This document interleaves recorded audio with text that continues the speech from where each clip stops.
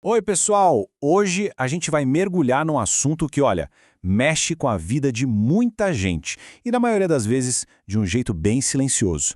Vamos investigar os riscos que se escondem por trás de alguns dos medicamentos mais comuns que provavelmente estão aí na caixinha de remédios de muitas casas. Vamos pensar juntos. Imagina só essa situação. Problemas de saúde que aparecem do nada, sabe? Quedas que ninguém sabe explicar, uma confusão mental, problemas nos rins, até trombose. E se a causa de tudo isso não for uma doença nova, mas algo que está ali, no armário de remédios, receitado por um médico? Pois é exatamente esse mistério que a gente vai tentar resolver aqui. Existe sim um fio que conecta todos esses problemas que parecem não ter nada a ver um com o outro. E a investigação vai nos levar para um lugar que, olha, pouca gente imagina. Normalmente, quando a gente pensa em problemas de saúde mais sérios, a cabeça já vai longe, né? Doenças raras, alguma toxina no ambiente, mas nesse caso, a resposta está muito, mas muito mais perto de casa. E aqui vem a grande virada da nossa história. Os culpados não são vilões de filme, sabe? São remédios que milhões e milhões de pessoas usam todos os dias para tratar coisas super comuns. Medicamentos que todo mundo acha que são totalmente seguros. Bom, agora que o mistério está na mesa, vamos finalmente conhecer os nossos principais suspeitos. Se prepara porque alguns desses nomes vão soar bem familiares.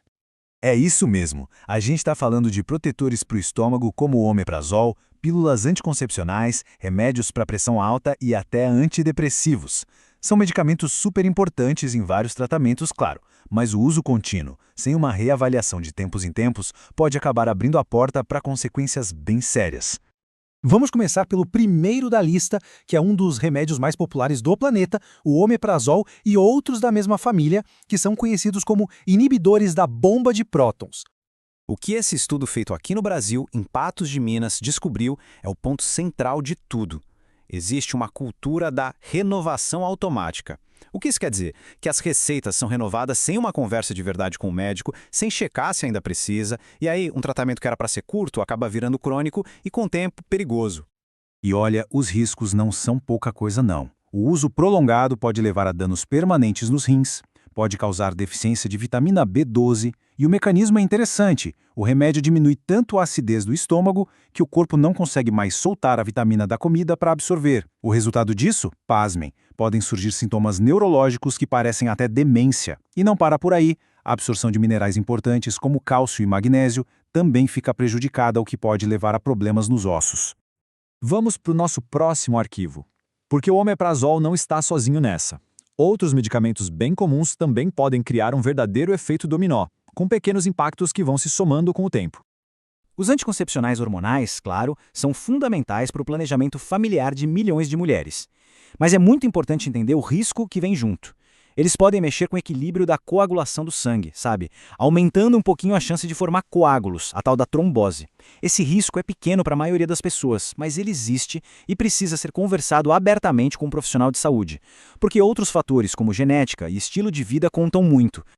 Esse aqui é um ponto que ilustra muito bem a complexidade da coisa. Pensa nos remédios para pressão alta. O objetivo do médico é claro, controlar a pressão, evitar um infarto, um AVC. Mas para quem toma o remédio e para a família que convive, a história pode ser outra. O que no exame aparece como um sucesso, em casa pode ser visto como uma perda de energia, uma irritação que não existia, até problemas de memória que afetam e muito a qualidade de vida.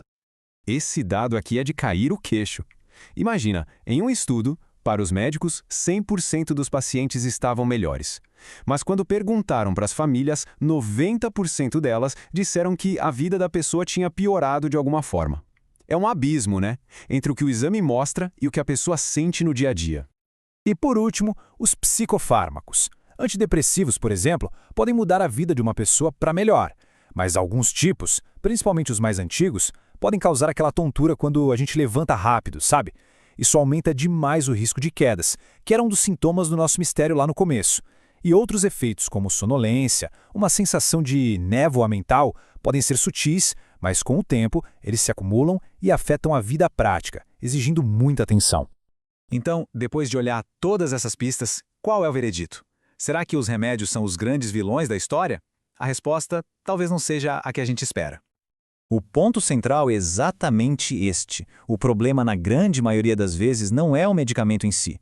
Esses remédios salvam vidas todos os dias. O verdadeiro vilão é o silêncio. É a falta de reavaliar o tratamento, a falta de um diálogo aberto sobre os efeitos colaterais, mesmo os mais discretos, é a renovação automática da receita sem o acompanhamento de perto. A boa notícia é que dá para mudar essa realidade. E o conhecimento é a nossa maior arma. É preciso entender para que serve cada remédio, questionar se o uso contínuo ainda faz sentido, marcar consultas regulares para reavaliar tudo e, talvez o mais importante, relatar qualquer mudança, por menor que pareça. Essa postura mais ativa é o que garante um tratamento seguro de verdade. E para a gente fechar, fica essa reflexão. No fim das contas, talvez a conversa mais crucial sobre a nossa saúde seja justamente aquela que ainda não aconteceu. Seja com um médico, com um familiar ou até uma conversa honesta consigo mesmo sobre como o corpo está se sentindo de verdade. Se essa nossa análise de hoje acendeu uma luzinha aí, compartilhe. Pode ser o começo de diálogos que literalmente salvam vidas. Obrigado pela companhia.